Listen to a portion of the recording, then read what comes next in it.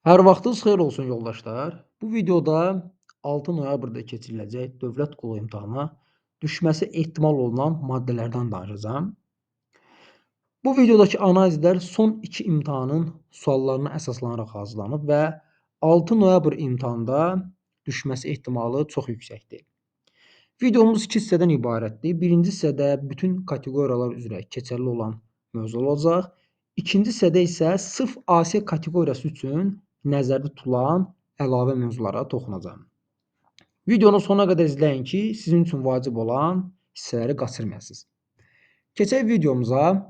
Deməli, BB kateqoriyası üzrə Konstitusiyadan təxminən 14-13 sual düşür. BA kateqoriyası üzrə 10 sual, 9 sual, yəni imtahana görə dəyişir. Ona görə BA və BB kateqoriyası üzrə imtahanda iştirak edən iştirakçılar diqqətli olsunlar. Konstitusiyadan çox sual düşür. AC ilə AB nisbətən. Deməli, başlayaq ilk 10 maddədən. Əmin olun ki, ilk 10 maddədən imtahanda bir sual qarşınızda olacaq. Yəni, hər imtahan maddə 1-dən 10-a qədər bir sual düşür. Ona görə maddə 1-dən 10-a qədər olan maddələri mükəmməl şəkildə imtahan qabağı əzbərin ki, bir sualınız oradan olacaq. Daha sonra burada xüsusən qeyd eləmişəm hansı maddələr düşməsi ehtimal olunur. Maddə 16 sosial inkişaf və dövlət. Çoxdan sosial inkişaf və dövlətdən sual düşmür. Axırıncı dəfə mən 2024-cü ilin 1 dekabr imtahanında görmüşəm burdan. Və ondan sonra çox az düşüb bu maddədən. Ola bilər ki, bu imtahanda da bu maddəyə toxunsunlar. Daha sonra maddə 25 bərabərlik hüququ maddəsi. Bu maddədən də çoxdandır sual görünmür və bu maddəyə də diqqət yetirsəz yaxşı olar. Ən əsas, ən vacib maddələrdən biridir və bu maddədən çox sual çıxır. Sonra maddə 29 mülkiyyət hüququ. Yanına da yazmışam maddə 13 mülkiyyət maddəsi. Ola bilər ki, sizə mülkiyyət hüququ ilə bağlı doğru müddəanı seçin yazarlar.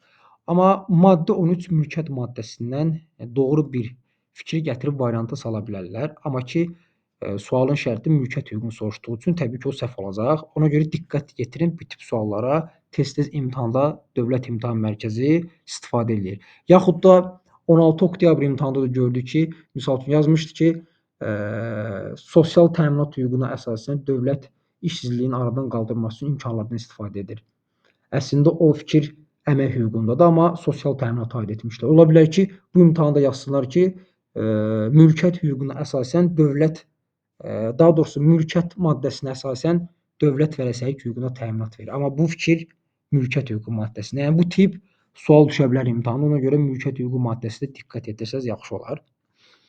Daha sonra maddə 35 əmək hüququ. Çoxdandır əmək hüququndan da sual düşmür imtahana. Ona görə əmək hüququna diqqət etirsəz yaxşı olar. Xüsusən də 5-ci hissəyə. Növbəti maddəmiz 47, 48, 49, 50 və 51. Azadlıqlar maddəsi. Azadlıqlardan çoxdandır sual görünmür. Ola bilər ki, bu imtahan bu 5 azadlığın birindən sual salsınlar. Ona görə azadlıqlara mütləq şəkildə diqqət yetirin. Daha sonra maddə 52 və 53 vətəndaşlıq hüququyla vətəndaşlıq hüququnun təminatı. Bu maddədən də, 2 maddədən də sual düşə bilər. Çoxdandır bu 2 maddəyə testlərdə toxunmurlar. Ona görə bu maddəyə diqqət etirsəz yaxşı olar. Növbəti maddəmiz 59 azad sahibkarlıq hüququ. Azad sahibkarlıq hüququndan da çoxdandır test düşmür. Yəni bu maddəyə də toxuna bilərlər. Ona görə azad sahibkarlıq hüququna diqqət yetirin. Xüsusən də dövlət sahibkarlıq sahəsində hansı tənzimləməni həyata keçirir? İkinci hissəyə buna diqqət yetirin. Sonra maddə 66 qohumların əleyhinə ifadə verməyə məcbur etməyə yol verilməməsi maddəsi. Bu maddədən də ümumiyyətlə çoxdan sual görsənmir. Ola bilər ki, bu maddədən də bu dəfə sual salsınlar. Maddə 69 əcnəbilər və vətəndaşı olmayan şəxslərin hüquqları. Xüsusən də ikinci hissəyə diqqət yetirin. İkinci hissədən çoxdan sual düşmür. Ola bilər ki, bu imtahanda ikinci hissəyə toxunsunlar. Maddə 71 insan vətəndaş hüquq və azadlıqlarının təminatı. Bu maddə də əsas maddələrdən biridir. Yəni 2 imtahandan bir Bir də görürsünüz ki, Dövlət İmtahan Mərkəzi bu maddədən sual salır. Ona görə 71-ci maddəyə diqqət yetirin. Burada bütün bəndlərə əsasdır. Bütün bəndlərdən sual düşə bilər. Sonra maddə 74. Keçən imtahan vəzifələrdən sual salmışdılar, amma ümumi sual salmışdılar. Yəni bütün maddələrdən qarışıq bir sual salmışlar. Mən düşünürəm ki, bu dəfə vəzifələrdən sual salsalar, maddə 74-ə toxuna bilərlər. Vətənə sədaqət maddəsi, xüsusən də 3-cü hissə. Bu ən çox iştirakçıların çaşdırdığı hissədir. 3-cü hissəyə diqqət yetirin. Növbəti Milli Məclis qanunverici hakimiyyəti. Hər imtahan qanunverici hakimiyyətindən 2 dənə sual düşür. Ona görə qanunverici hakimiyyətini mütləq şəkildə mənimsəməliyik. Xüsusən də 94 və 95-ci maddə. Hər imtahan bu maddələrdən sual düşür. Amma çoxdan sualın düşmədiyi maddələr var ki, onlar da sizə deyəcəm. Məsələn, Milli Məclisin deputatlarına namizədlərə aid tələblər. Bu ikinci hissədən çoxdan sual düşmür. Ola bilər ki, bu imtahan bu hissəyə toxunsunlar. Daha sonra maddə 88 Milli Məclisin sessiyaları. Sessiyalarından çoxdan sual düşmür. Xüsusən hansı hallarda qapalı keçirilir sessiyalar, növbədənkənar sessiyalar kimin çağırılmasını tələb edir. Daha sonra növbədənkənar sessiyanı kim çağırır, Milli Məclis hər il hansı sessiyalar yığılır və sair digər müddəalardan sual sala bilərlər. Ona görə 88-ci maddəyə baxın. Sonra 89 Milli Məclisin deputatın mandatından məhrum edildiyi hal. Çoxdan da buradan sual düşmür.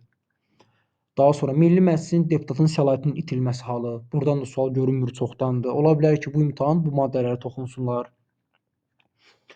Növbəti 94 və 95 hər imtahan bunlardan sual düşür.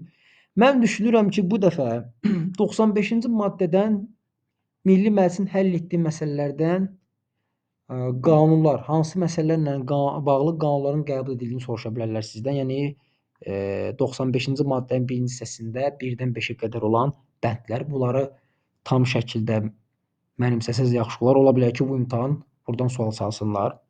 Daha sonra Milli Məclisin razılıq verdiyi məsələlər prezidentə. Oradan da sual sala bilər. Biz ki 4 dənə məsələyə razılıq verir Milli Məclis. Onu da baxın yoldaşlar, düşə bilər bu imtahan. Çoxdan da düşmür. Daha sonra qanunverici təşəbbüs hüququ. Deməli, belə bir sual var Dövlət İmtahan Mərkəzinin bazasında. Bəzən istifadə edir imtahanlarda. Mən 2 ildir bu sualdan görmürəm.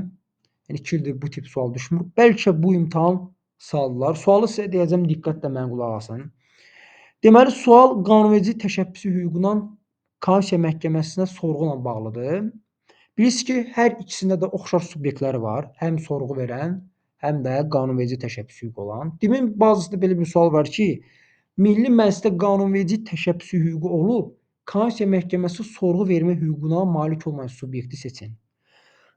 Yaxud da ki, Konstitusiya Məhkəməsi sorğu verə bilən, amma Milli Məclisdə qanunverici təşəbbüs hüququ olmayan subyekti seçin. Baxın, bu tipli sual salırlar imtahana.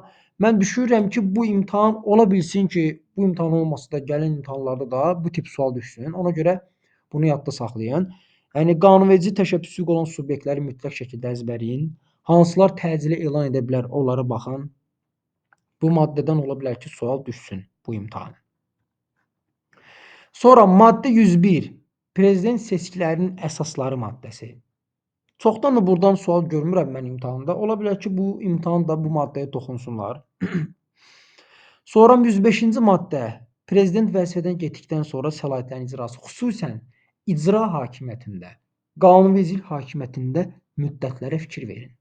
Bu imtahan ola bilər ki, müddətlərindən sual salsınlar. Misal üçün, prezident vaxtına əvvəl vəzifədən getdikdə nə qədər müddət ərzində növbədənkənar seçkilər keçirilir?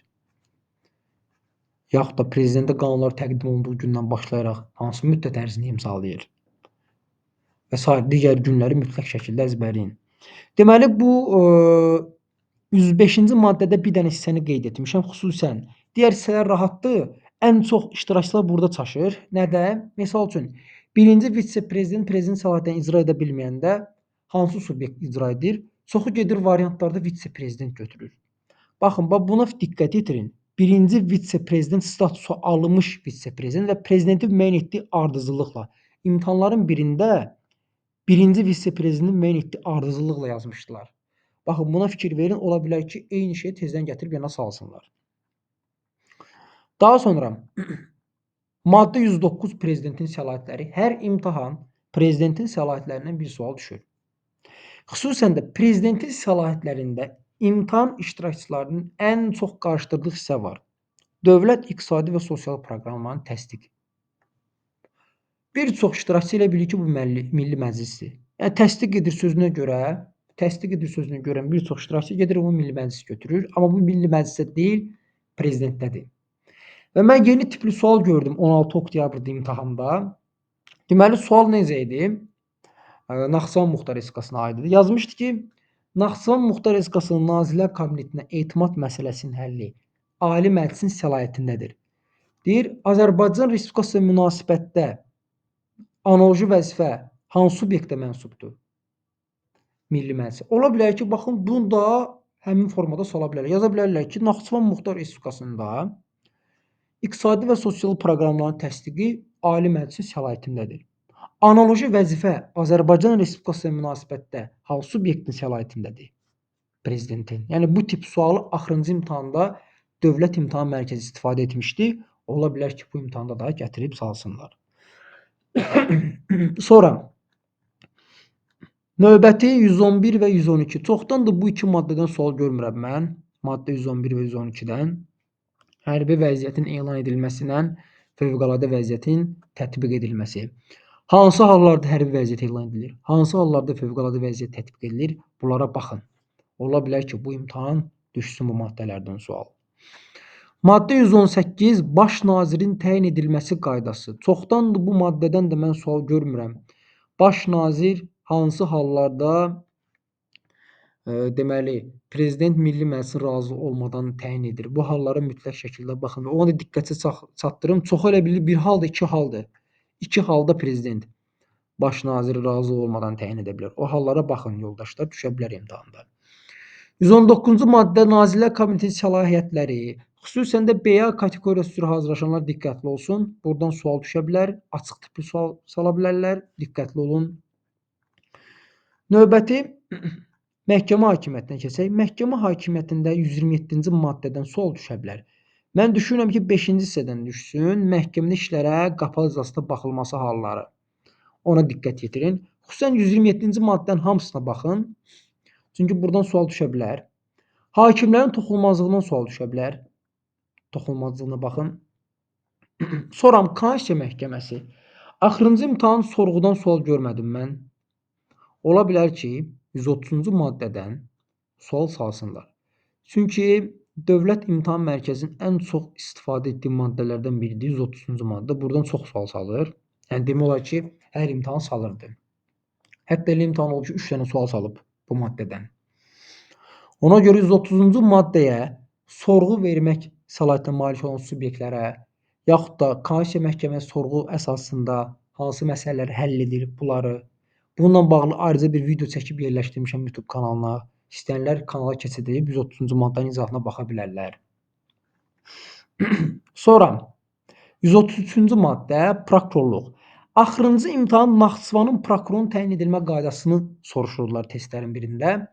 Bu dəfə ola bilər ki, başqa prokurorların təyin edilməsini soruşsunlar imtahanda sizdən. Ona görə prokurorların təyin edilməsi qaydasına mütləq şəkildə baxın. Xüsusən də 133-cü maddənin hamısına baxın. Çünki bu maddədən çoxdandır geniş bir sual düşmür. Naxçıvan Muxtar Respublikası. Son imtahanlarda Naxçıvandan çox sual düşdü yoldaşlar. Bu imtahanda düşünürəm ki, Naxçıvandan sual salsınlar. Xüsusən də 140-cı maddədən düşünürəm sual salsınlar. Naxçıvanın Nazirlər Kabinetinin tərkibinin təsdiqini soruşsunlar, yaxud da Naxçıvanın baş nazirinin təyin edilməsi qaydasını soruşsunlar. 141-ci maddə Naxçıvan Muxtar Respublikası yerli icra hakimiyyəti təyin edilməsi qaydası. Necə təyin olunur? Buna baxın, düşə bilər imtahana. Sonra bələdiyyə. Bələdiyyədən sual düşə bilər. Keçən imtahan AC və BA kateqoriyası üzrə bələdiyyədən situasiya salmışdılar. Həmin situasiya 2022-ci ilin 16 oktyabr Dövlət Qulluqlarında istifadə olunmuş situasiya idi. Və həmin situasiyada Dövlət İmtahan Mərkəzinin toplusunda da var, 2024-cü il toplusunda. Və neçə dəfə olub ki, Dövlət İmtahan Mərkəzi həm AC kateqoriyası üzrə, həm də digər kateqoriyalar üzrə topludan götürüb eyni sualı təkrarən salıb. Ona görə həmin o topluda olan sualları göz gəzdirsəz daha yaxşı olar. Ola bilər ki, həmin sual gəlir qarşınıza çıxa bilər və keçən imtahanda da bələdiyyələrlə bağlı situasiya salmışlar. Səbail rayon bələdiyyəsi ilə bağlı, yerli vergi və ödənişlərlə bağlı. Ola bilər ki, bu dəfə də nəzəri sual salsınlar bələdiyyədən. Maddə 146 deməli bələdiyyələrin müstəqilliyinin təminatı. Bələdiyyənin müstəqilliyinin təminatından da sual sala bilərlər. Çoxdan da bu maddədən sual düşmür. Sonra qanunverici sistemi. Qanunverici sistemi keçən imtahan qanunverici sistemindən sual salmışdılar. Amma necə sual salmışdılar? Əlavə ilə bağlı sual salmışdılar. Misal üçün, 2-ci bəndi vermişdilər. Tərəfdar çıxdığımız beynəlxalq müqavilələr qanunverici sistemin ayrılmaz tərkib hissəsidir maddəsinə, müddəasına əlavələr təklif edilə bilməz. Bu tip variant var idi. Təbii ki, bu səhvdir, çünki bu maddəyə əlavə təklif edilə bilər. Maddə 1-dən 23-ə qədər olan maddələrə əlavələr təklif edilə bilməz. Amma 148-ci maddəyə aid olduğu üçün əlavə təklif edilə bilər. Qarışıq bir sual salmışdılar. Əlavələrlə qanunverici sistemin birgə ikisindən birgə sual salmışdılar. Daha sonra baxın, burada 3-cü hissəyə fikir verin. Naxçıvan Muxtar Respublikasında hansı hüquqi haqların hüquq qüvvəsi var? Bunu soruşa bilərlər sizdən. 149-cu maddə, bunu qeyd etməmişəm. 149-cu maddədən ola bilər ki, bu imtahanda sual salsınlar. Çünki Dövlət İmtahan Mərkəzi keçən imtahan salmışdı. Bəzən eyni maddədən ard-arda 2 imtahan sual salır. Daha sonra 150-ci bələdiyyə haqları. Bələdiyyə haqlarına da baxın yoldaşlar. Buradan da sual düşə bilər. Əlavə, dəyişiklik. Deməli, dəyişiklikdən nə düşə bilər deyim sizə. Son zamanlar Dövlət İmtahan Mərkəzi dəyişiklik yaxud da ləğv edilməsi təşəbbüsünün məhdudlaşdırılması müddəasına necə sual salır? Deməli, əvvəllər konkret olaraq filan maddəyə əlavə edilə bilməz yazırdılar. Bu dəfə isə necə yazırlar? Az öncə sizə demişdim. Tutalım. Götürüb yazıla bilərlər ki, misal üçün, Azərbaycan Respublikasının Konstitusiyası Azərbaycan Respublikasında ən yüksək hüquq qüvvəyə malikdir müddəasına dəyişikliklər edilə bilməz. Bu tipdə. Maddənin adını vermirlər. Sadəcə maddədən bir cümlə yazıla, deyirlər ki, buna dəyişiklik edilə bilməz. Biz də imtahanda yadımıza nəyə salmalıyıq? Hansı maddələr dəyişiklik olmaz? 1, 2, 6, 7, 8, 20. Amma baxın 147-ci maddədir. Deməli, buna dəyişiklik edilə bilər. Ona görə maddələrdə olan cümlələri yadda saxlayın. Xüsusən də 1-ci, 2-ci, 6-cı, 7-ci, 8 və 21-ci maddələrdə olan müddəaları yadda saxlasaz, sual necə düşsün, istənilən şəkildə yaza biləcəksiniz. Hamısını əzbərləməkdənsə, dəyişiklik edilməsi qadağan olanları əzbərləyin, yəni onlara aid olan ifadələri də əzbərləyin, yerdə qalanları rahat şəkildə tapacaqsınız. Sonra əlavələr. Eyni qaydanın əlavələrdə də, misal üçün yazırlar ki, prezident xalqın valideyn təcəssüm etdirir müddəasına əlavələr təklif edilə bilməz. Bu doğrudur. Çünki 223 maddəyə aiddir, 8-ci maddədə yerləşir. Yaxud yazırlar ki, hər kəsin doğulduğu andan toxunulmaz, pozulmaz, ayrılmaz hüquqları və azadlıqları vardır müddəasına əlavə təklif edilə bilməz. Bu səhvdir. Çünki 24-cü maddəyə aiddir. İnsan vətəndaş hüquq azadlıqların prinsipinə bu maddəyə əlavələr təklif edilə bilər. Yəni maddələrdə olan müddəaları da baxın. Bilin hansında hansı müddəalar var. Bunu əzbərləməyə ehtiyac yoxdur. Göz yaddaşından da yadda saxlaya bilərsiniz. Və keçid müddəalar. 2 ildir keçid müddəalardan sual düşmür. Axırıncı və keçid müddəalar 2023-cü ilin dekabrın 17-ci imtahana düşüb. BA kateqoriyası açıq tipli suala düşmüşdü. Və ondan sonra ümumiyyətlə keçid müddəalardan sual görünmədi və Dövlət İmtahan Mərkəzi də çox nadir hallarda keçid müddəalardan sual salır. Düşünürəm ki, çoxdan düşmədiyi üçün, yəni bu imtahan ola bilər ki, keçid müddəaları da toxunsunlar. Ona görə bir dəfə üzündən oxusaz kifayət edir. Çox da çətin sual salmırlar keçid müddəalardan. Növbəti burada şahid konspektləri var. Təyin azadlığına bağlı istəyən şəxslər yaza bilərlər, mənə göndərərəm. Milli Məclisin razılığına əsas həll edilən məsələlər, bununla bağlı konspektimiz də var. 149-cu maddə ilə bağlı konspektimiz var. Az öncə dedim ki, bu maddədən sual düşə bilər. Yəni istəyən şəxslər ekran görüntüsü ala bilərlər bu konspekti. Növbəti dövlət qulluğu haqqında qanun. Bildiyimiz kimi dövlət qulluğu haqqında qanun da əsas mövzulardan biridir. Buradan da çox sual düşür. Təkcə bebek kateqoriyası üzrə Konstitusiyanın dövlət qulluğu haqqında qanundan 22-23 sual düşür. Yəni 40 sualın yarısından çoxu bu ikisindəndir. Yəni qanunvericidən yüksək yazmaq üçün bu iki mövzunu tam mənimsəmək lazımdır. Deməli, dövlət qulluğu haqqında qanundan nə düşə bilər? Maddə 1 əsas anlayışlar. 29 anlayış var, anlayışlara diqqət yetirin. Sonra dövlət qulluğunun vəzifələri və prinsipləri. Buradan da sual düşə bilər, diqqət yetirin. Ola bilər ki, dövlət qulluğunun prinsipini soruşarlar sizdən, amma varianta vəzifə yaza bilərlər. Daha sonra vəzifələrdə, daha doğrusu prinsiplərdə belə bir prinsip var ki, bunu konkret sual kimi salmışlar imtahana, imtahanında, iyul imtahanında. Deməli, dövlət qulluqçularının deməli, rotasiyası məqsədi kimi müəyyən edilmişdir. Belə bir sual vardı. Potensialın sərmayə istifadəsi və peşəkarlıq səviyyəsinin artırılması. Bu düşə bilər imtahana. Yəni, hansı məqsədlə rotasiya edirlər? Peşəkarlıq səviyyəsinin artırılması, bir də potensialın səmərəli istifadəsi məqsədilə. Buna diqqət yetirin. Ola bilər ki, bu imtahan bunu konkret sual kimi sala bilərlər. Çünki 3-4 imtahanda istifadə olunmur bu sual. Növbəti burada mən qanun tətbiq dairəsini qeyd etməmişəm. Deməli, ola bilər ki, dövlət qulluğu haqqında qanun bir dəqiqə. Daha doğrusu yoldaşlar, dövlət qulluğunun idarəetmə orqanları. Dövlət qulluğunun idarəetmə orqanlarından sual düşə bilər. Bu maddəyə də diqqət yetirin. Bunu qeyd etməmişəm burada. Bir də qanun tətbiq dairəsi. Bu maddəyə baxarsınız. Əsas maddələrdən biridir. Xüsusən burada nəyi qeyd edim? Deməli, bir dəfə imtahanda situasiya tipli test almışlar. Yazmışlar ki, dövlət qulluqçusu siyahısına aid edilən şəxsləri dövlət orqanı olan şura müəyyənləşdirəcək. Dövlət orqanı olan söz atmışlar. Amma şura dövlət orqanı deyil. Bu incəliyə də fikir verin. Xüsusən burada.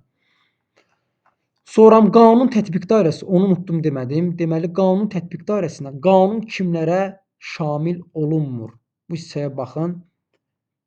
Qanun kimlərə şamil olunmur? Düşə bilər bu imtahan. Mən çoxdandır qanun tətbiq dairəsindən sual görmürəm. Ona görə onu da qeyd etdim. Diqqət yetirərsiniz o hissəyə. Növbəti 15-ci maddə dövlət qulluqçusunun andı. Bu maddədən də çoxdan sual görünmür. Bu maddədən də sual düşə bilər.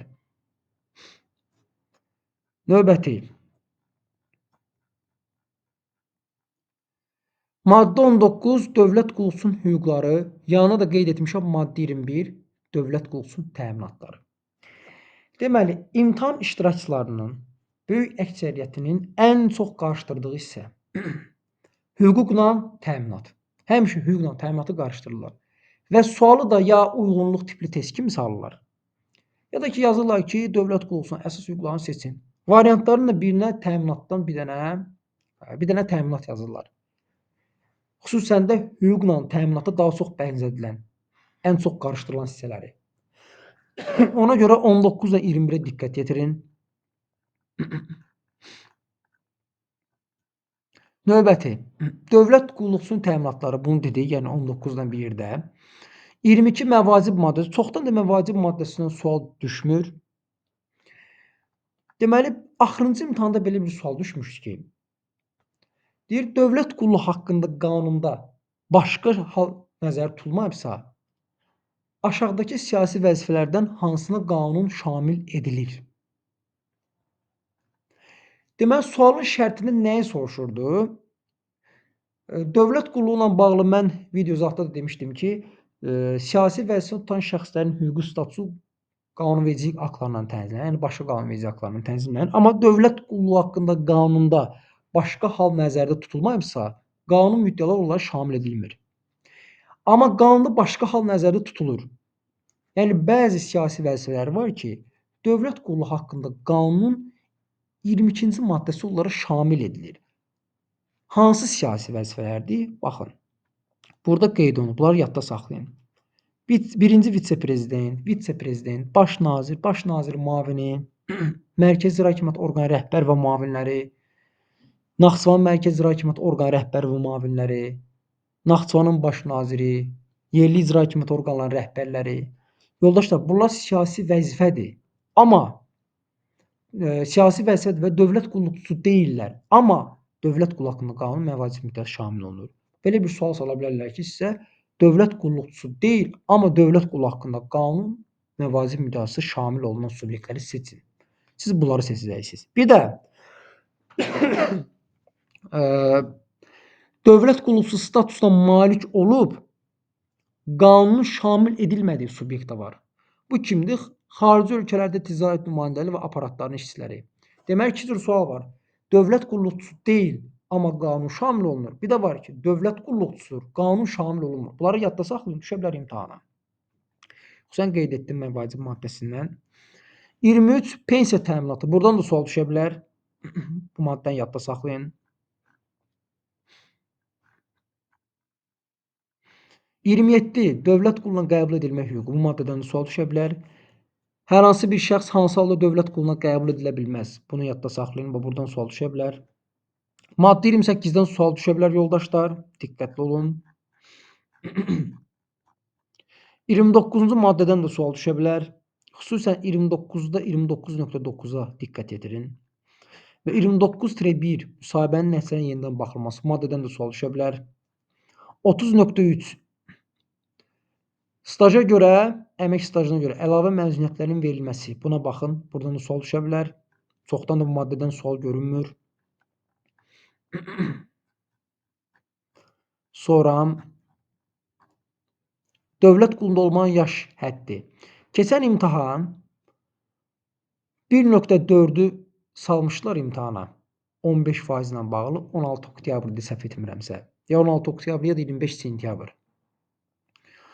Ola bilər ki, bu dəfə 1.5, 1.6, 1.8-dən salsınlar. Ola bilər, bəzən Dövlət İmtahan Mərkəzi imtahanda bir müddəadan istifadə edir. Gələn dəfə ona oxşar olan başqa bir müddəadan da sual salır. Ona görə bunlara diqqət yetirin. 1.8-ə diqqət yetirin.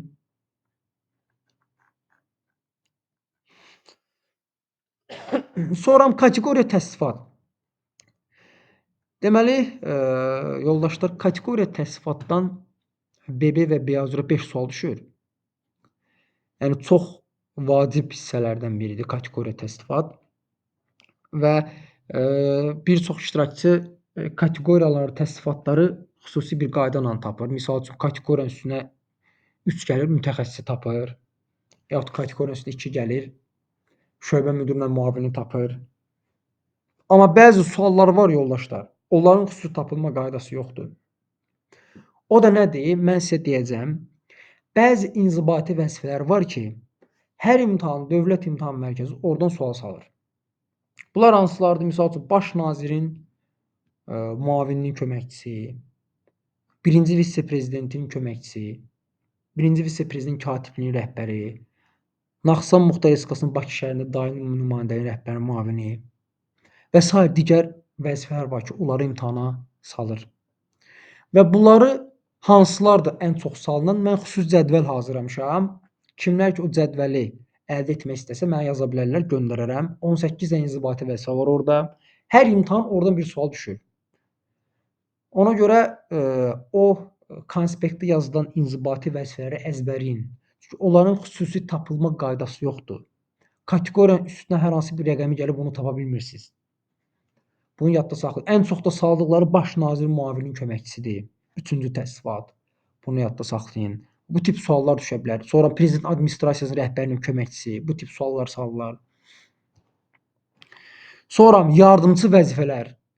Diqqətli olun. Bir çoxları yardımçı vəzifələrə baxmır. İnzibati vəzifə öyrənir. Deyir yardımçı da düşməz. Amma yardımçıdan çox sual salırlar. Axırıncı imtahan. Baş prokurorluqda kargüzar ilk dəfə qəbul olanda hansı ixtisas dərəcəsini alacaq, onu salmışdılar. Yardımçı vəzifələrə mütləq şəkildə baxın. İxtisas dərəcələrindən sual salırlar, ona da baxın mütləq şəkildə. Düşünürəm ki, bu imtahan inzibati vəzifə üzrə ixtisas dərəcənin verilməsi qaydasından sual salsınlar. Bununla bağlı bir video yerləşdirmişəm YouTube'da. Ona da baxa bilərsiniz. Sırf bu cədvələ aiddir. Sonra növbəti əlavə haqq. Dövlət orqanlarında dövlət qulluqçularına görə aylıq əlavə haqqın məbləğ müəyyənləşdirilməsi və ödənilməsi qaydası. Deməli, bu aktın həcmi az olduğu üçün çoxları bunu oxumur. Amma çox əsas mövzulardan, çox vacib, çox əsas mövzudur və buradan bəzən 2 dənə də sual düşür. Burada nəyə diqqət yetirirsiniz? Qulluq stajı hesablanarkən nəzərə alınan dövrlər. Bu dövrlər mütləq şəkildə bilməliyik. Sonra bu dövrlərlə bağlı hesablanması zamanı yaranan mübahisələri hansı subyekt həll edir? Tez-tez sorarlar bu sualı.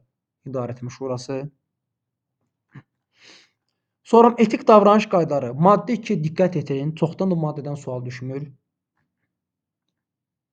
Loyallıq maddəsindən çoxdan sual düşmür. Burada bir maddəni qeyd etməmişəm. Dövlət qulluqçusunun demək xidməti davranışın hüquqi tənzimlənməsi. Buna diqqət yetirin. Bu maddədən çoxdan sual düşmür. Loyallıq maddəsinə diqqət yetirin. Əmr sərəncam tapşırığının yerinə yetirilməsi. Bu maddəyə də diqqət yetirin. Maddə 12 diqqət yetirin. Növbəti təminatlar sistemi, etik davranış qaydalarına əməl olunması nəzarət. Keçən imtahan demişdim ki, etik müvəkkillə dövlət orqan rəhbərinin vəzifələrini qarışdırıb salacaqlar və saldılar da. Bu imtahan gözləmirəm bu maddədən sual düşsün, amma hər ehtimala qarşı yenə də siz bu maddəyə baxın. Və hansı hallarda intizam icraatı başlanıla bilər? Bu halları mütləq şəkildə bilin və 23.3 ilə bağlı 2024-cü il toplu var Dövlət İmtahan Mərkəzi. O topluda situasiya tipli testlər var. Onlara baxın. Ola bilər ki, əvvəlki qəbullarda olan sualları gətirib tezdən salsınlar. Və o topluda olan suallar da hamısı qəbul suallarıdır. İstifadə olunmuş suallardır. O topludakı situasiyalara baxın. Məncə ola bilər ki, imtahanda gətirib yerləşdirirsən. Ən çox da orada bu 23.3-dəndir situasiya. Yəni hansı hallarda intizam icraatı başlanıla bilər. Sonra vətəndaşların müraciətləri haqqında qanun, AC və AB kateqoriyası üzrə hazırlaşan namizədlər bu hissəni keçə bilərlər. Çünki onlara bu maddədən sual düşmür. BA və BB üzrə hazırlaşanlar isə diqqətiniz məndə olsun. Vətəndaşların müraciətləri haqqında qanun maddə 4-dən sual düşə bilər.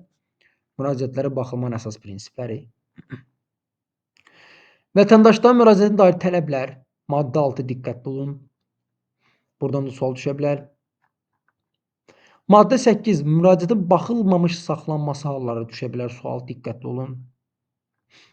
Müraciətin baxılma müddəti. Bu müddətlə bağlı xüsusi cədvəlim var mənim.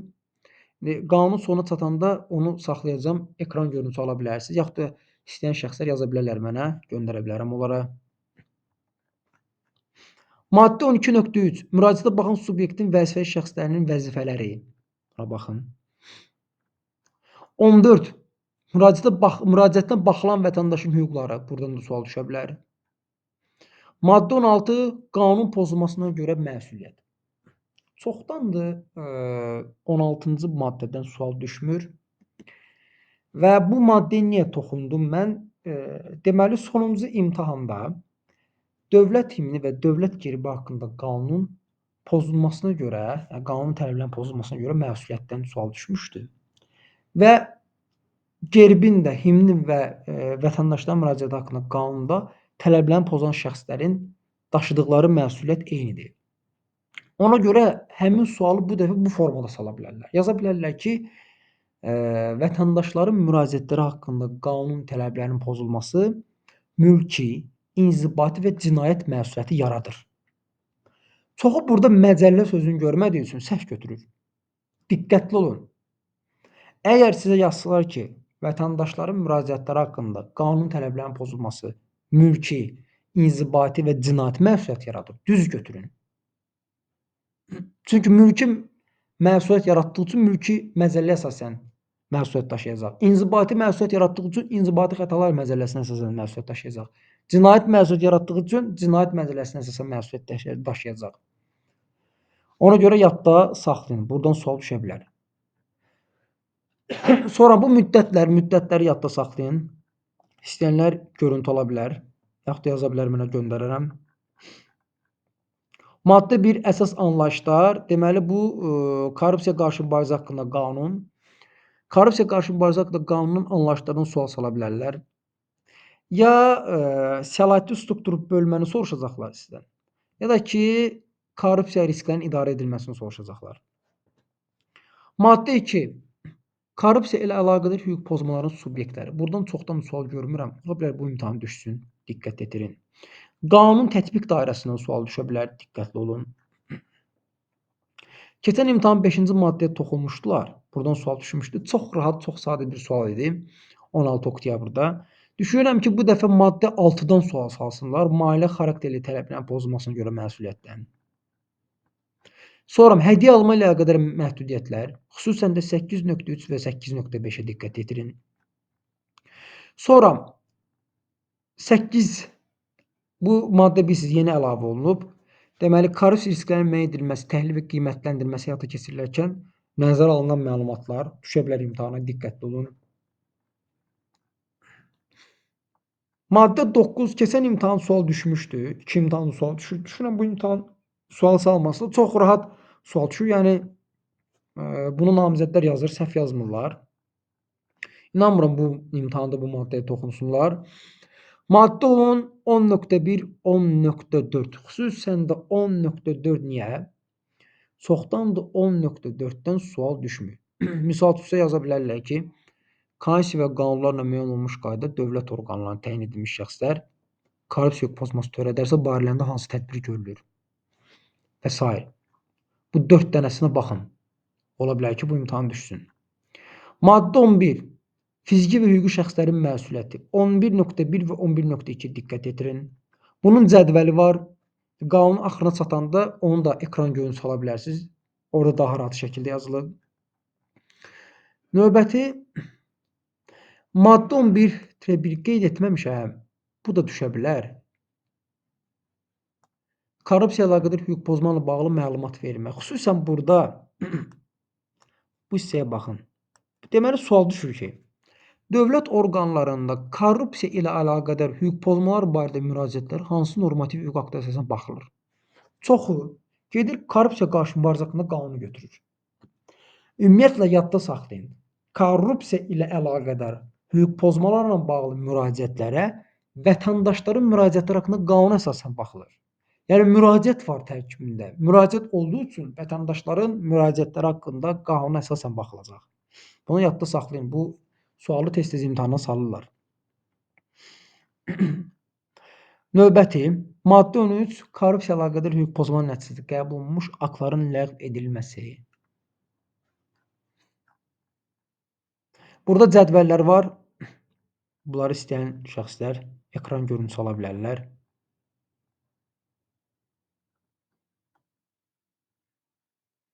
Məlumat azadlığı haqqında qanun AC və AB kateqoriyası üzrə hazırlanan namizədlər bu hissəni keçə bilərlər. Çünki onlara bu qanundan sual düşmür.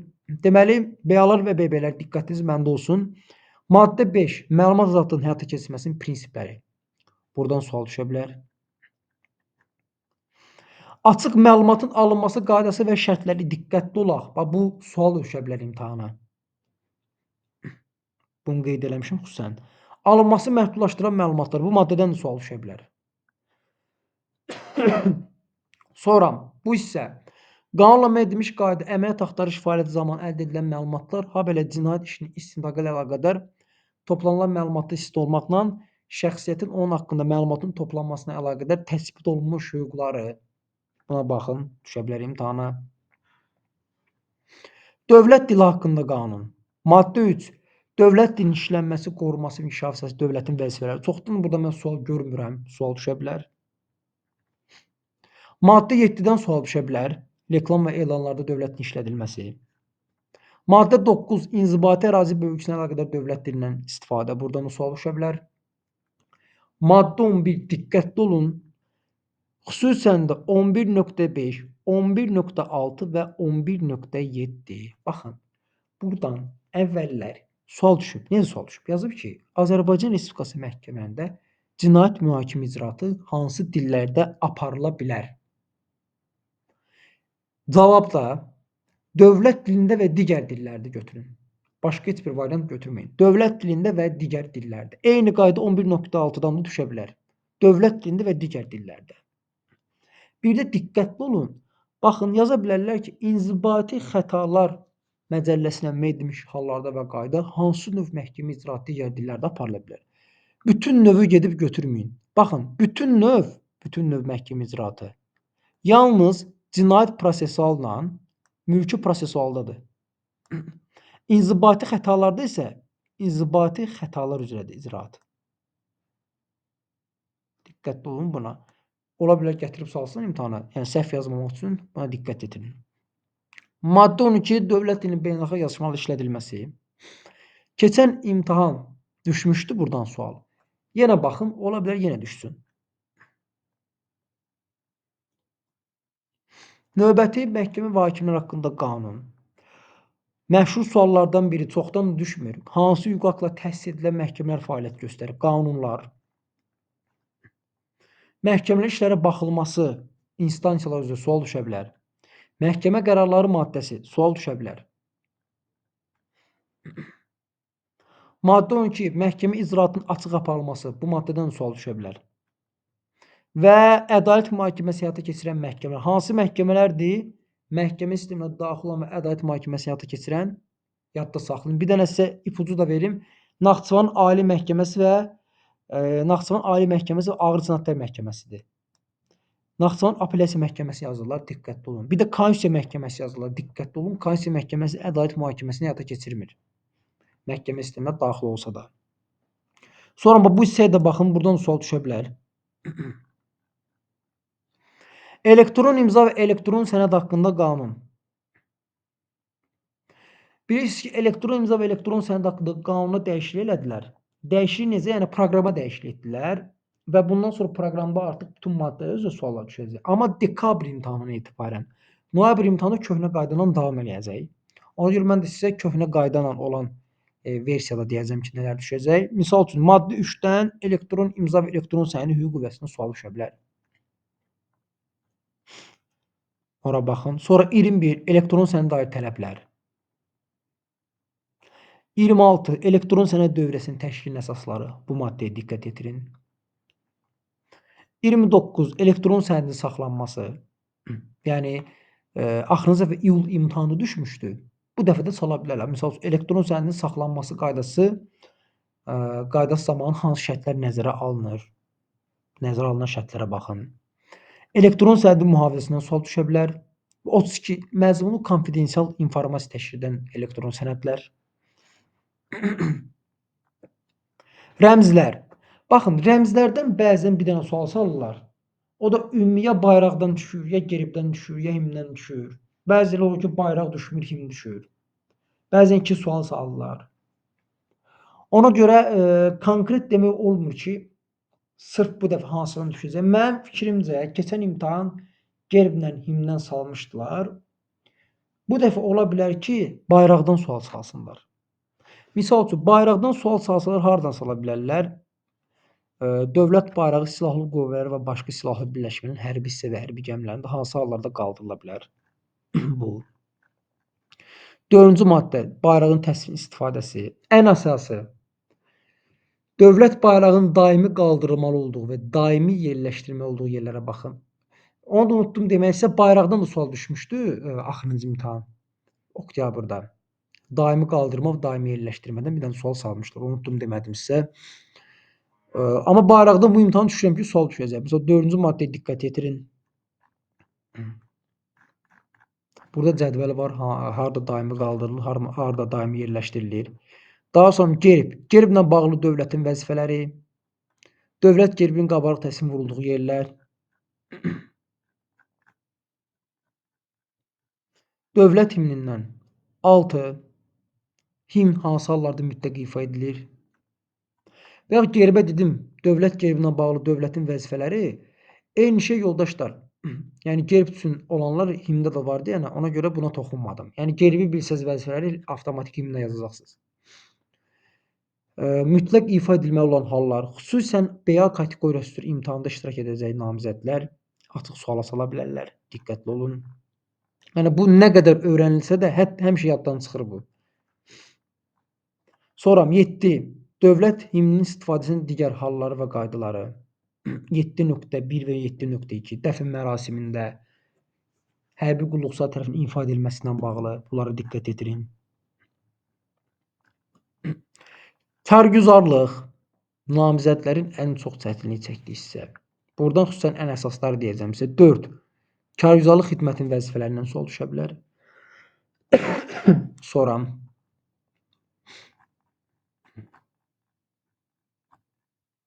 34. Sənədlər çap olunarkən saxlanmalı olan sahələr. 43. Sənədlərə hansı əlavələr oluna bilər? Düşə bilər bu imtahana. Keçən imtahan əmrdən sual düşmüşdü. Bu dəfə qərardan düşə bilər. Qərara diqqət yetirin. Sərəncamdan sual düşə bilər. Protokoldan sual düşə bilər. Məktubdan sual düşə bilər. Xüsusən 86-ya diqqət yetirin. 88. Sənədlərin dövrəsini təşkil. Yoldaşlar, hər imtahan 14 və 16-cı maddədən bir dənə sual düşür. Əmin olun. 14 ilə 16-nı mütləq şəkildə diqqət yetirin. Burada da qeyd eləmişəm hardan düşə bilər. 88-dən düşə bilər. 95, 96, 97-yə diqqət yetirin. 98, 99. Təbii ki, bunlar son 2 imtahanda düşmüş suallar əsasən hazırlanıb. Yəni təxminlərdir. Yəni əgər kargüzarlığı öyrənə bilmirsinizsə, yadınızda qalmırsa, heç olmasa bunları əzbərləyin. Ola bilər ki, gəlsin düşsün. Yəni ehtimal olunur. 119. 16-cı maddədən yəni 119. Buradan çox sual düşür. 125, 128, 129 və 130. Deməli, BB kateqoriyası üzrə hazırlaşanlar üçün ehtimallar bu videoda yerləşdirildi və ikinci hissədə də sırf AC və BA kateqoriyası üzrə düşməsi ehtimal olunan mövzulardan analizləri sizlə paylaşıb YouTube kanalına yerləşdirəcəm. Diqqətiniz üçün təşəkkür edirəm. Hər birinizə imtahanda uğurlar.